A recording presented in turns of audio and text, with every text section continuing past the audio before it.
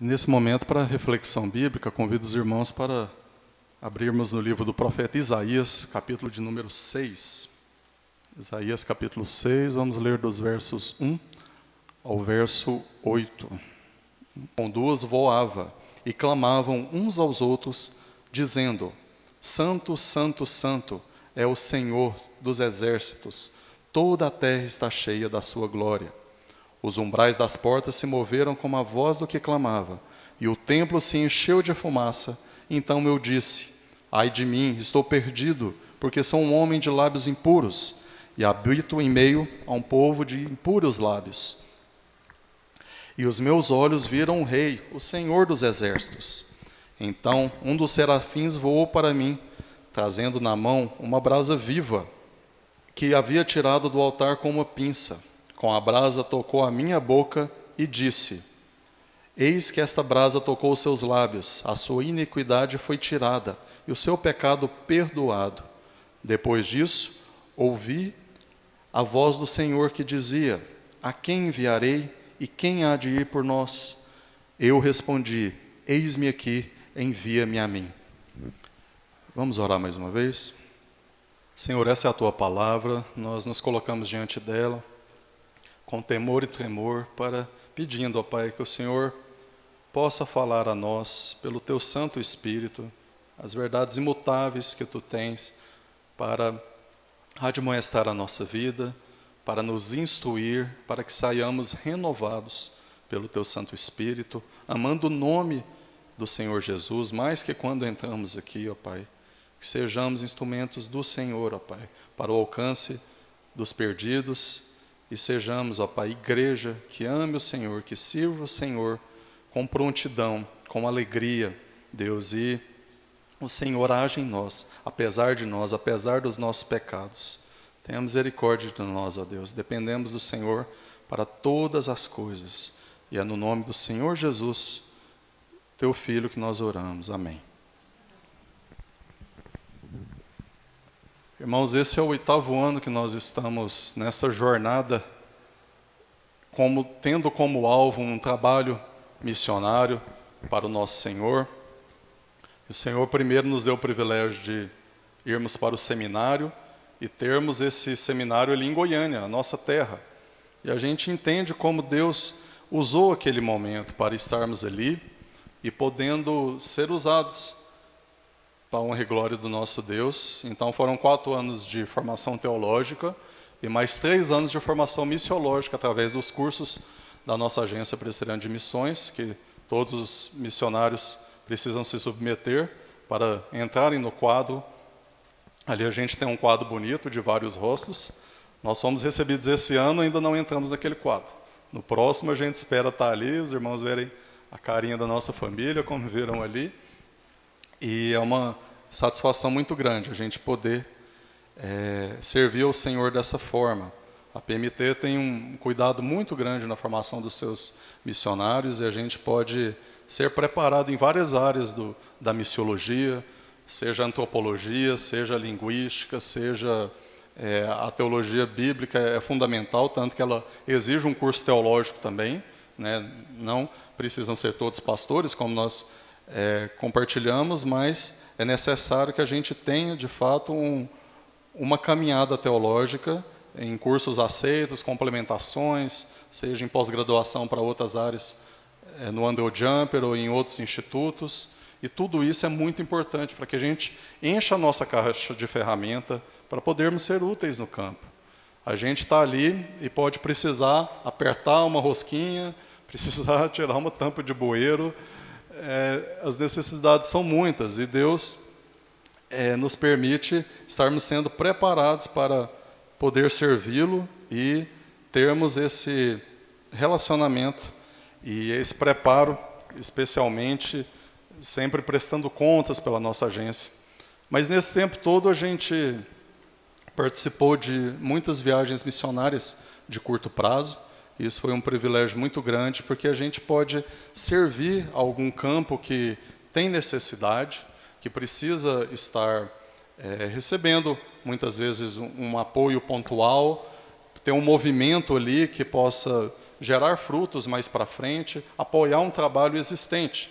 Não adianta a gente ir para um local em que nenhum trabalho é supervisionado, acompanhado ali, e a gente jogar sementes ao vento, esperarmos que Deus frutifique, apesar de, né, não contarmos com nenhum cuidado pastoral naquele local. Mas Deus usa as nossas vidas para que a gente possa estar contribuindo com outros trabalhos que já acontecem. E as missões de curto prazo são uma grande oportunidade para isso. E vários campos estão prontos para receber um trabalho voluntário, uma doação de férias, que você possa contribuir para o reino de Deus com aquilo que você tem. Seja você da área de saúde, da área de humanas, de exatas, sempre vai ter um ponto importante para você contribuir. Seja lavando panelas, seja areando o chão, mas trabalho não falta. E a gente tem tantas oportunidades que podem contribuir para isso. Nós temos povos minoritários no Brasil, né, que são transculturais, que a gente não precisa atravessar uma fronteira para estar próximo deles. Nós temos povos indígenas aqui, quantas tribos não têm uma presença evangélica ainda, e quantos trabalhos caminham com uma certa dificuldade, especialmente de material humano, obreiros que possam avançar em lugares que às vezes você chega com 2 dias de viagem em um barco pequeno nessas tribos. Mas além dos indígenas, que são o maior povo, nós temos o povo cigano, que tem mais de 1 milhão de pessoas no Brasil, só da etnia Calon, e temos um trabalho em vários estados, mas ali em Goiás a gente tem na região de Caldas Novas, com esse povo. Temos trabalho com quilombolas, descendentes de africanos, né, em várias comunidades. Eu conheço daqui de Minas, estava com uma missionária lá em Belo Horizonte que trabalha com eles. Temos trabalhos grandes no Espírito Santo, na região serrana do Rio e de São Paulo, e outros povos minoritários. Os surdos, existem também mais de 1 milhão no Brasil, e pouquíssimos que trabalham com eles. E existem os estrangeiros que estão vindo até nós. O Brasil já existem grandes colônias em locais que às vezes a evangelização deles seria muito difícil, mas eles vêm até perto de nós e a gente pode ser usado por Deus para a honra e glória dele. Então, esses povos muitas vezes vêm até nós e a gente pode, às vezes, doar umas férias para poder estar sendo usado por eles. E eu digo que um missionário que recebe uma equipe, uma família, que seja uma pequena fração de pessoas, para poder trabalhar, cooperar com o ministério dele por alguns dias, isso é motivo de glória a Deus para ele, e como isso pode ser útil para um trabalho missionário que tem avançado. E a gente pode fazer isso fora também, por que não? Muitos lugares nós temos o hábito de, né, as pessoas, às vezes uma vez na vida, os muçulmanos, uma vez na vida tem que ir lá em Meca, tem que rodar o domo negro lá, que muitas vezes pessoas são pisoteadas, é um cenário complicado, mas eles acreditam que eles precisam prestar esse culto presencial lá em Meca, cidade do fundador do islamismo, Muhammad, que é conhecido mais como Maomé no nosso povo, e ele fundou o islamismo 600 anos depois de Cristo. Isso foi muito após o nome do nosso Senhor, né, ser conhecido aqui na terra, na vinda dele entre nós. E aquele povo foi crescendo de uma forma assustadora, tomando a região do Oriente Médio ali, crescendo muito com a força comercial, com grandes mercadores que iam influenciando pessoas, e depois eles apostaram muito na força acadêmica. E isso é a maior estratégia de evangelização deles hoje. Eles vão para a academia influenciar formadores de opinião. A Europa hoje está sendo islamizada. O prefeito de Londres é muçulmano. E cada vez mais tem se tornado grupos ali grandes, oriundos desses países, que vão entrando ali na Europa, que hoje é um continente pós-cristão, né, que eram nossos avós na fé. Como foi citado Simonton aqui, uma igreja que foi abençoada primeiramente pelos europeus, desde a Reforma Protestante, que a gente comemorou 504 anos, esses dias atrás. E frutos dela, a gente teve a evangelização nos Estados Unidos, tivemos a evangelização no Brasil, e hoje a gente tem o desafio de ser um polo evangelizador para vários povos que ou deram as costas para o Evangelho, ou o Evangelho ainda não entrou ali com uma força de proporções maiores. Mas, de fato, são muitos lugares, muitos desafios, perto de nós, longe de nós, e o Senhor, a Ele cabe fazer uma convocação para nós. Ele poderia apenas exercer a força do seu Santo Espírito e converter quem Ele quiser para isso. E as igrejas começarem a surgir uma atrás da outra, e a gente ficar maravilhado com tanta conversão e com tanto trabalho, e isso com certeza nos deixaria no nosso recanto, falando, glória a Deus, está tudo acontecendo lá, e não precisa da minha participação para isso. Eu posso orar para que isso continue a acontecer, mas as coisas já estão acontecendo, não cabe a mim fazer nada disso. Numa situação cômoda dessa, não seria difícil que essa fosse a nossa atitude, mas nós, como igreja, somos convocados para participarmos do muito que Deus tem feito, seja num trabalho de curto prazo, dentro da nossa realidade, doando alguns dias de férias, de folga nosso, ou seja, no engajamento, de fato, numa missão do Senhor, se assim o Senhor toca no seu coração. Mas nós somos apenas uma ponta do processo, e Deus está usando a igreja dele para participar junto disso. Existe a função de quem segura as cordas, que precisa estar ali em cima do poço, dando a força necessária para que o missionário desça e vá buscar a água, vá buscar a fonte, alcance esse objetivo. E ele conta com essa igreja, estando ali puxando as cordas, para que ele desça em segurança, para que ele colhe aquela água, para que ele possa subir e o trabalho ser feito. Cada parte do processo é importante, e Deus nos desafia para estarmos engajados, seja na linha de frente, seja na retaguarda, que é tão imprescindível quanto. O Senhor distribui funções diferentes, assim como Ele dá dons diferentes para todos. O apóstolo Paulo trata muito bem disso. Mas Ele quer usar a todos, Ele nos convida como igreja do Senhor, a sermos de fato usados, a sermos instrumentos dEle para o alcance dos perdidos.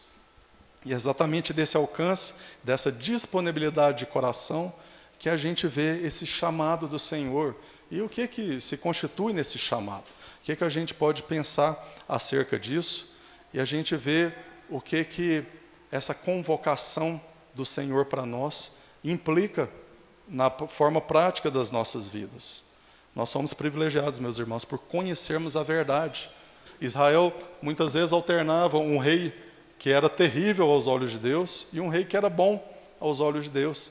Mas isso muitas vezes não dependia do comportamento do povo. Uzias teve feitos memoráveis para o Senhor, porém era um povo muito difícil, que estava indo por um caminho de perdição muito grande. E Deus olhava e Ele de fato queria reconduzir o seu povo para o caminho, como Ele fez desde os tempos, assim que o pecado entrou no mundo. E desde lá Deus levanta homens, levanta a sua igreja, o seu povo, para testemunhar do nome dEle na terra. O povo pediu um rei, Deus levantou o rei, ali no começo de 1 Samuel, a gente vê esse pedido, Deus levanta rei, e Deus também destitui rei dos seus tronos. E Ele usa também profetas, anunciadores da palavra de Deus para isso. Usou a vida de Moisés para receber a lei do Senhor, o norte, o guia, para que saibamos como proceder, mas os muitos pecados do povo continuavam.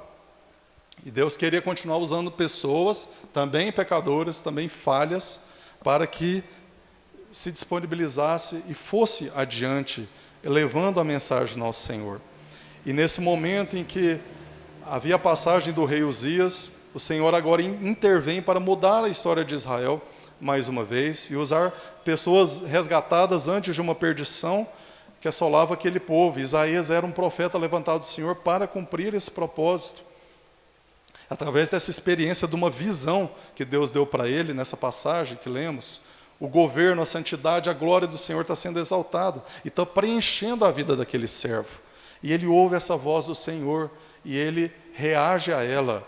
E nós vemos que, de fato, a voz do Senhor nos chama para adorarmos o nome dele primeiramente. Olha o que estava acontecendo ali. Primeiro, Isaías teve uma visão do Senhor assentado em um alto sublime trono, mostrando um pouco da glória dele para Isaías, mostrando a posição de rei absoluto, Senhor do universo, para aquele servo. E ali ele estava demonstrando um cenário hollywoodiano que diretor nenhum seria capaz de reproduzir, nenhuma equipe de efeitos especiais, com quantos Oscars tivesse, poderia ver algo parecido com o que Isaías viu aqui. E poderia ver algo parecido com o que o apóstolo João viu na revelação de Apocalipse. Isso é coisa que só o Senhor pode mostrar para os seus filhos, e para aqueles a quem Ele quer levar uma mensagem para eles. E Deus, então, ao lado dele estavam serafins, seres celestiais, por cima dele. Cada um deles tinha 6 asas, 2 eles cobriam rostos, eles não estavam vendo o Senhor. Eles não se sentiam dignos, mesmo sendo criaturas celestes, para visualizar a figura do nosso Deus. Eles cobriam o rosto com 2 asas. Com outras 2 eles voavam e cobriam os pés em atitude de humilhação, de humildade. Nós não somos dignos. Nós somos criados por esse ser, e eles nem são seres carnais como nós, que teve o pecado entrado no mundo, mas eles não eram dignos de estar vislumbrando a glória do Senhor, mas estavam ali naquela atitude de adoração. E o verso 3 mostra que eles clamavam uns aos outros, dizendo: Santo, Santo, Santo é o Senhor dos exércitos, toda a terra está cheia da sua glória. Na Bíblia, no Antigo Testamento, a gente vê muita palavra direcionada a Deus, repetida 3 vezes. Isso é um superlativo, uma forma de enaltecer, como se a gente dissesse: Deus é santíssimo, não há mais santo do que Ele. Ele é santo, santo, santo, 3 vezes santos. E aqueles serafins adoravam o nosso Deus disso. Ele é o Senhor dos exércitos. Sob Ele está todo o domínio, está todas as criaturas viventes. E não importa se é um poderoso exército levantado, não importa se é um povo derrotado, mas Ele é Senhor sobre todos esses povos. E eles adoravam o Senhor ali, e repetiam: Santo, Santo, Santo é o Senhor dos exércitos, toda a terra está cheia da sua glória. Meus irmãos, não existe um caminho diferente para nós sermos usados pelo Senhor, ouvirmos a voz dEle, senão nós prestarmos culto a Ele, e o adorarmos pelo que Ele é. O verdadeiro servo, que ouve a voz do Senhor, ele reconhece a santidade do nosso Deus, e se coloca em contrição para adorar esse Deus, se coloca em estado de humilhação: Senhor, eu não mereço, só o Senhor é digno de todo louvor, toda honra, toda glória. Nós repetimos isso diversas vezes nos cânticos, como cantamos aqui mais cedo. E precisamos ter essa atitude constante de adoração ao nosso Deus. Se de fato queremos ser servos, usados por Ele, entendermos essa voz santa do Senhor vindo até nós, precisamos adorá-lo, reconhecer que Ele é Deus, reconhecer que Ele é poderoso sobre todas as coisas, sobre tudo, sobre todos. O verdadeiro servo, de fato, ele adora a Deus. E essa manifestação hollywoodiana, nível muito maior do que Spielberg, Lucas, qualquer diretor, equipe poderia fazer, ela continua no versículo 4. Os umbrais das portas se moveram com a voz do que clamava, e o templo se encheu de fumaça. Aí chegou a equipe do gelo seco ali, disparou, subiu aquela fumaça, mas não era essa coisa frágil, limitada, que às vezes falha, às vezes vai na cara de quem está apresentando e não saiu como estava no script, né? O painel do laser falhou e não aconteceu como era esperado. Não, ali estava acontecendo algo maravilhoso, e as portas se moveram com a voz do que clamava. A presença do Senhor estava enchendo aquele lugar de uma forma em que nada se ficava como estava. Tudo era contagiado pelo nosso Deus, se manifestando naquele lugar. E o templo se encheu de fumaça. Deus não estava permitindo que fosse visualizado a glória dele na totalidade ali. E nós precisamos entender que o verdadeiro servo que ouve a voz do Senhor, ele se arrepende. Tão fundamental é nós adorarmos o nome do nosso Deus, como nós apresentarmos nossas falhas diante dele. reconhecendo a nossa total incapacidade de estarmos diante dele. Isaías fala isso. No verso 5 ele diz: ai de mim, estou perdido, porque sou um homem de lábios impuros, da minha boca sai coisa podre, coisa abominável. E não precisa sair da minha boca, muitas vezes ela está no meu coração, está na minha mente, ela nem precisa chegar à minha boca. E Deus já conhece a palavra, o salmista fala isso. A gente não precisa manifestar com os lábios, e Deus já conhece, e nós precisamos nos arrepender dessas atitudes que o Senhor descarta e não quer de nós. Isaías fala: ai de mim, estou perdido, porque sou um homem de lábios impuros e habito no meio de um povo de impuros lábios.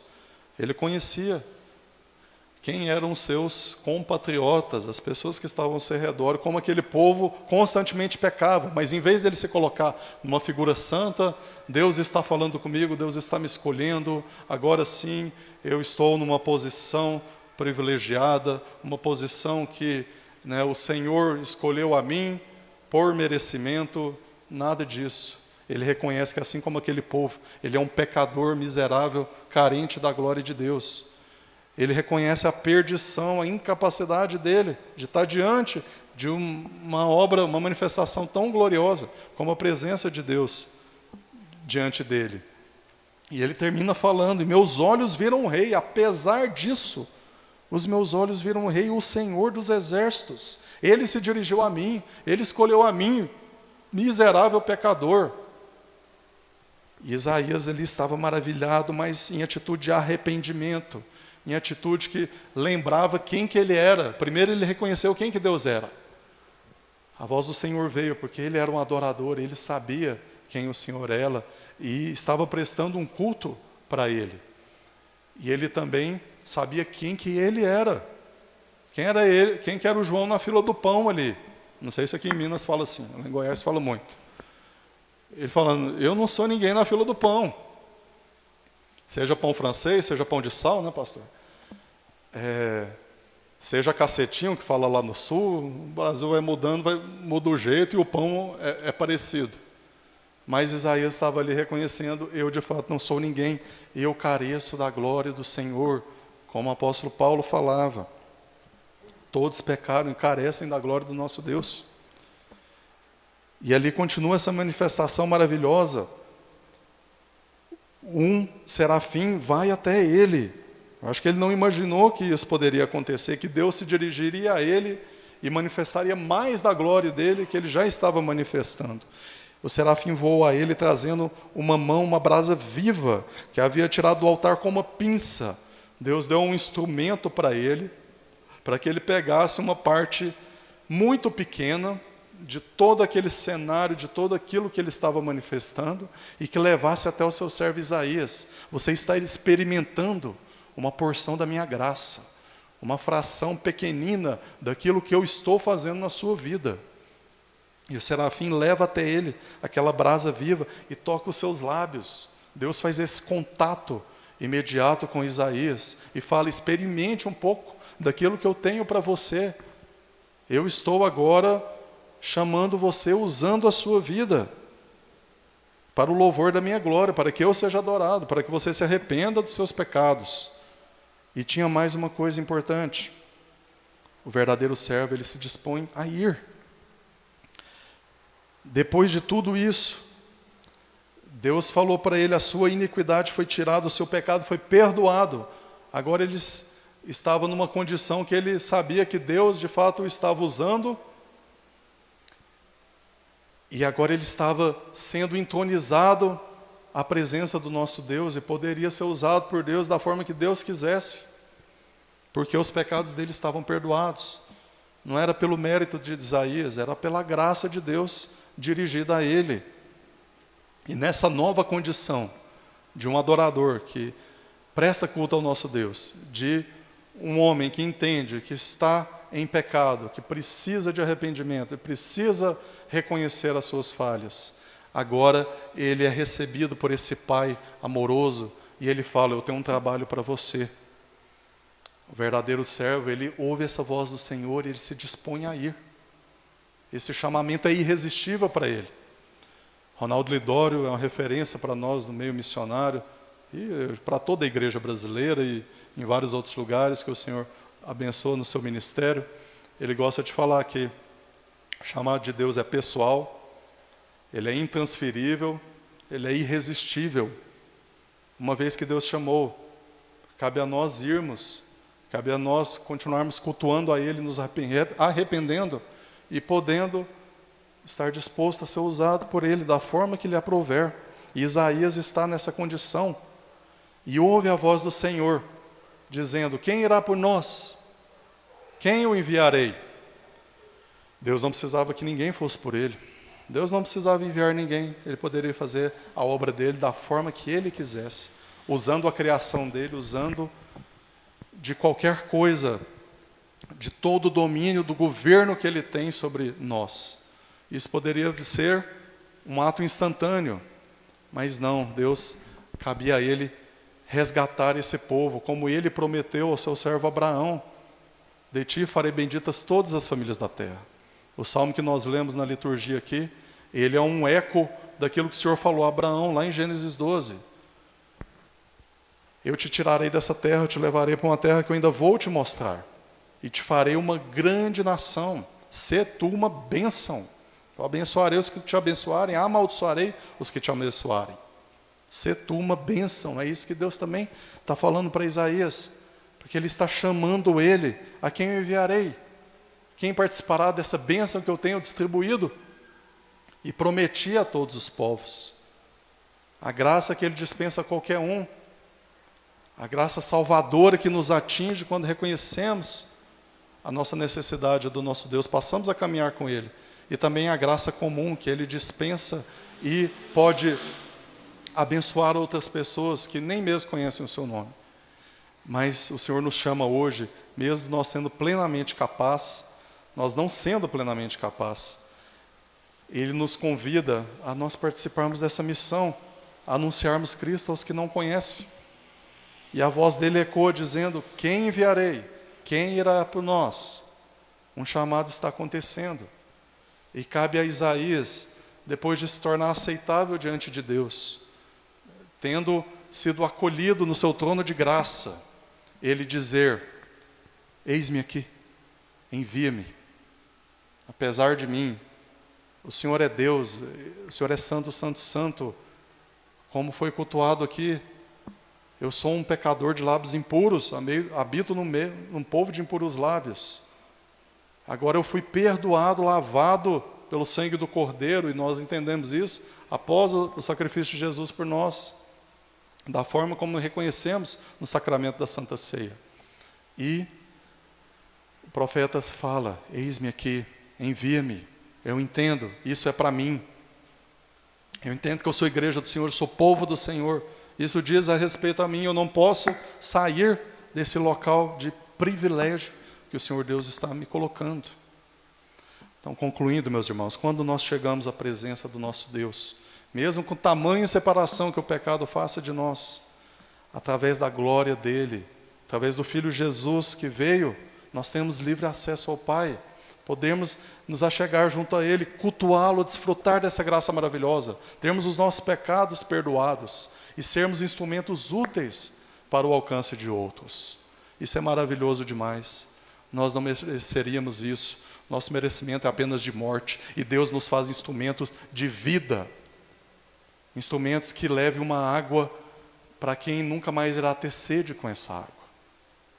Nos leva a mostrar o pão vivo que veio do céu, para um povo que nunca mais terá fome, provando do pão vivo que veio do céu, na pessoa do nosso Senhor Jesus. E por causa dele nós podemos participar do tanto que o Senhor tem feito em todos os lugares. Como igreja brasileira, como povo do Senhor, nós podemos e devemos estar respondendo ao chamamento do Senhor, dizendo: eis-me aqui, envia-me. Envia-me mesmo que seja onde eu estou. Porque todo culto, quando encerramos, recebemos a bênção pastoral. Estamos sendo enviados aos nossos lares. Estamos enviados aos locais que o Senhor tem permitido que pisemos com os nossos pés. E ali testemunharmos dessa graça que recebemos. Estamos sendo enviados para sermos igreja, não só com os daqui, mas com os de fora. com aqueles que ainda não conhecem o nome do Senhor. Podemos participar de tantas formas do que o Senhor tem feito. Que privilégio é o nosso para isso. E que os irmãos possam estar experimentando dessa maravilha da instrumentalidade do Senhor para nós. Podermos ser agentes ativos, que vivem o Evangelho vivo, santo do nosso Senhor. E podemos adorar a Ele constantemente e compartilhar para que essa adoração chegue a outros, novos adoradores sejam formados. Nós precisamos sim confessar os nossos pecados, às vezes chorarmos diante do nosso Deus, como se fazia nos tempos da Bíblia, rasgar as vestes. Isso não precisa ser literal, jogar cinzas na cabeça, mas isso precisa ser um fruto de um arrependimento genuíno, sabendo que sem o Senhor não somos capazes de nada. E você pode participar disso, meus irmãos, se dispondo, dizendo: Senhor, eis-me aqui, envia-me, me faça instrumento para o louvor da Tua glória.